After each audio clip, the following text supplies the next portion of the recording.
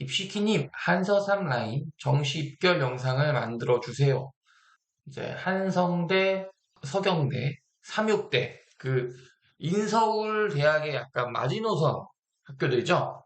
한성대학교 같은 경우는 100분이 반영하는 학교입니다. 그리고 탐구를 한 과목만 반영하는 학교이고요. 그래서 영어하고 탐구는 20%인데 국어하고 수학이 35, 25, 25, 35. 즉, 문과랑 이과랑 그 순서만 바뀌어져 있다라고 생각을 하면 될 것 같아요. 그리고 상상력 인지학부라고 해서 우수한 성적 명역순으로 40, 30, 20, 10%다. 그래서 이 상상력 인지학부의 경우 위의 학과랑 입결 차이가 상당히 많이 커요.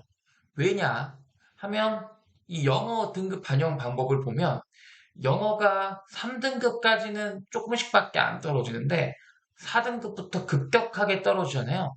그러면 영어가 3등급 이내고 탐구가 등급이 높을수록 상상력 인지학부에서 여기 40%, 30%의 영어와 탐구가 가져가게 돼요. 그러다 보면은 국어 수학 반영 비율이 되게 극단적으로 낮아진 학교가 되는 거예요. 그래서 실제 23학년도 입결이 발표돼서 보면 818, 824, 830, 830 이런데 상상력 인지학부만 몇이에요? 893.93. 실제적으로 보면 수능 등급은 큰 차이가 나지 않잖아요.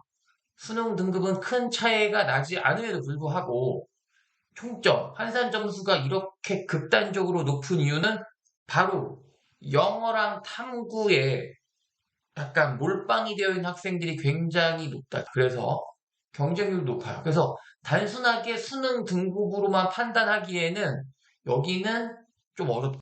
그리고 실제적으로 제가 합격한 학생들 이렇게 사례를 쭉 볼게요.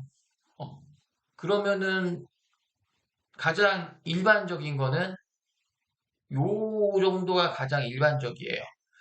평균 100분위로 따지면 한 3등급 커트라인 근처거든요. 그러면 쉽게 얘기하면은 어차피 탐구 한 과목밖에 안 보니까 얘 빼면은 생원을 뺀다 치면은 87, 73, 79 서경대라고 해서 큰 차이가 없습니다. 다만 서경대의 특징은 영어가 1등급하고 2등급부터 차이가 엄청나게 큽니다. 그래서 서경대 같은 경우는 영어가 정말 깡패처럼 작용한 학교고 보이다시피 이과는 수학 몰빵, 문과는 국어 몰빵이에요. 서경대학교 같은 경우는 제가 작년에 시뮬레이션 했던 2022학년도 입결이 있어요. 보면 수학 15점도 합격할 수 있었다. 서경대 경영학과를. 어떻게? 국어 3등급 중간에 탐구 2등급이면 탐구를 두 과목을 보니 탐구 좀 둘 다 잘 봐야 하고 영어 2등급이면 수학이 15점. 사실 수학이 15점은 한 번으로 찍어도 낮을 수 있는 점수예요. 그렇죠? 그 다음에 영어 탐구를 정말 깡패처럼 봤다. 2012학년도 국어 65점에 수학 30점으로도 서경대를 합격할 수 있었다. 그만큼 영어가 중요하다. 그래서 실제로 서경대학교를 합격한 우리 두 학생의 성적대를 제가 알고 있는 성적대를 보면은 당연히 이과를 지원하려면 뭘 잘해야 된다? 수학을 잘해야 하고 문과를 지원하려면 뭘 잘해야 된다? 국어를 잘하는. 그래서 그 과목을 제외하고 나머지 못 본 학생들이 조금 많이 서경대학교는 지원을 하였다. 삼육대학교도 마찬가지. 이거 보면 우수한 것 순으로 이렇게 40, 30, 20, 10 이렇게 돼요. 그러다 보면 대부분 가장 우수한 과목이 영어가 됩니다. 결국에는 이것도 내가 잘 본 과목과 못 본 과목이 명확한 친구들.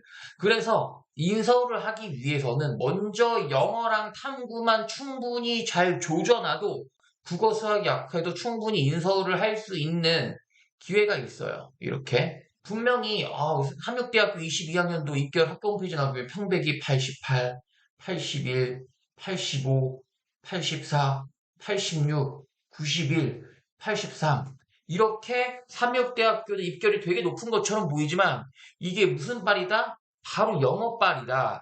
대부분 영어를 몇 프로? 40% 반영했기 때문에 삼육대만 한서삼 라인에서 특이하게 입결이 높지 않고요. 그 영어빨로 저렇게 현상이 일어나는 것이다.